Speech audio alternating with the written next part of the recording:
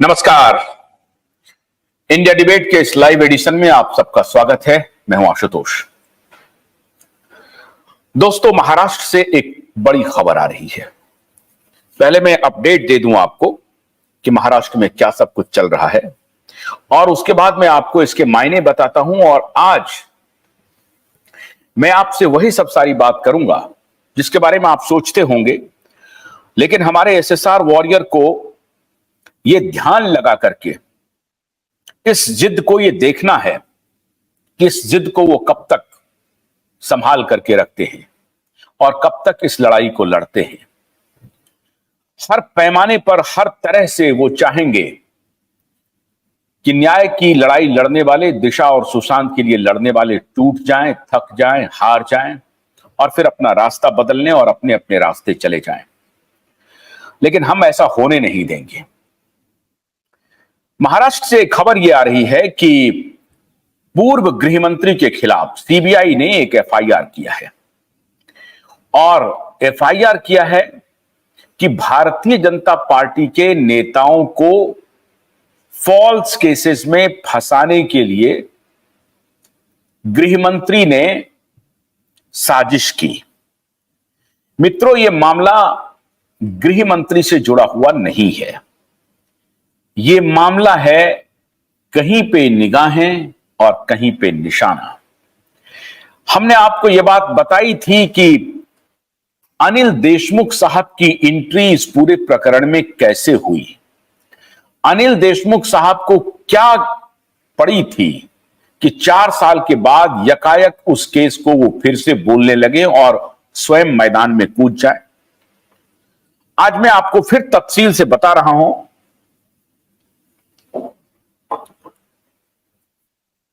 मुद्दा यह है कि अब ऐसा लगता है कि भारतीय जनता पार्टी और उद्धव ठाकरे के बीच तलवारें अब पूरी तरह से खिंच गई हैं और अब there is no going back है।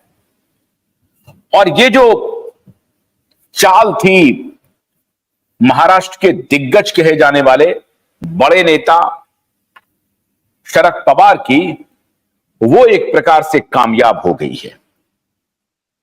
अनिल देशमुख बिना शरद पवार से राय मशवरा किए हुए एक कदम भी, राजनीतिक कदम वो नहीं चलते हैं। और जब पिछले दिनों अनिल देशमुख बाहर आए और उन्होंने कहा कि दिशा केस में आदित्य ठाकरे को, उद्धव ठाकरे को इंप्लीकेट करने के लिए, उसको घसीटने के लिए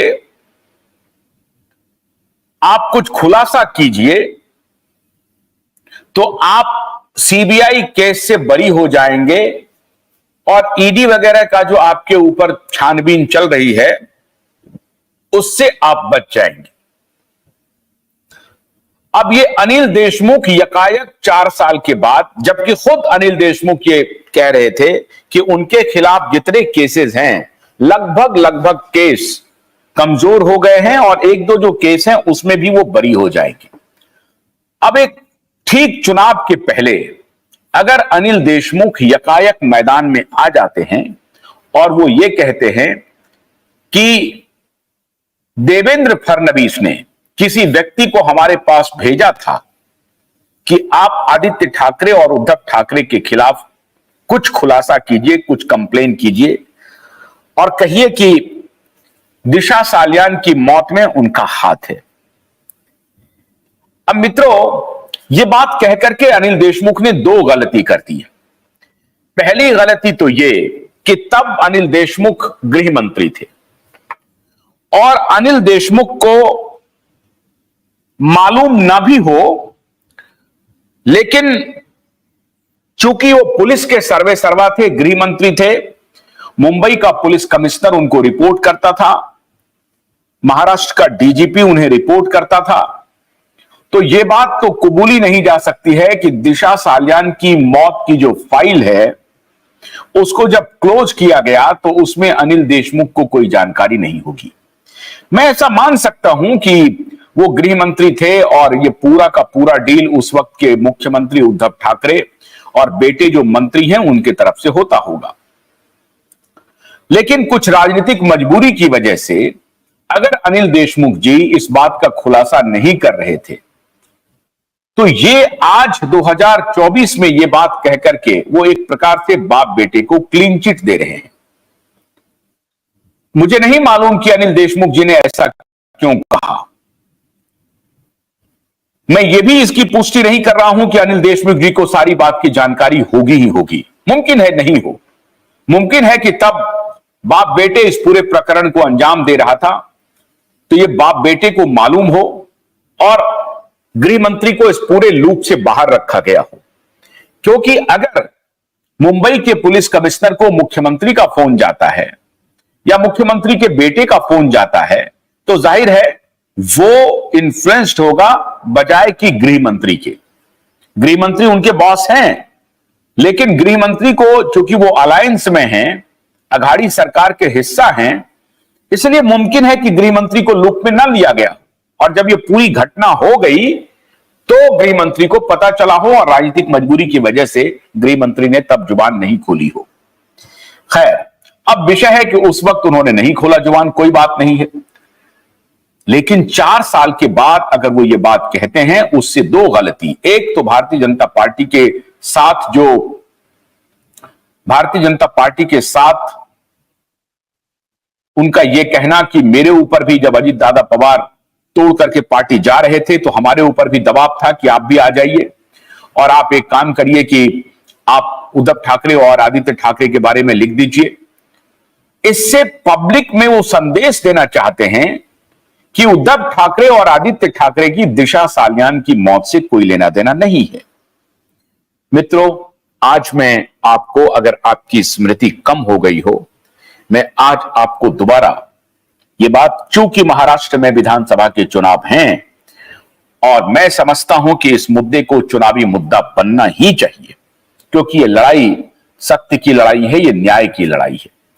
न तो मेरे नेटवर्क का कोई लेना देना है, न ही किसी राजनीतिक पार्टी से कोई लेना देना है, लेकिन मैं ये जरूर चाहता हूं कि ये न्याय इस दिशा में मिले।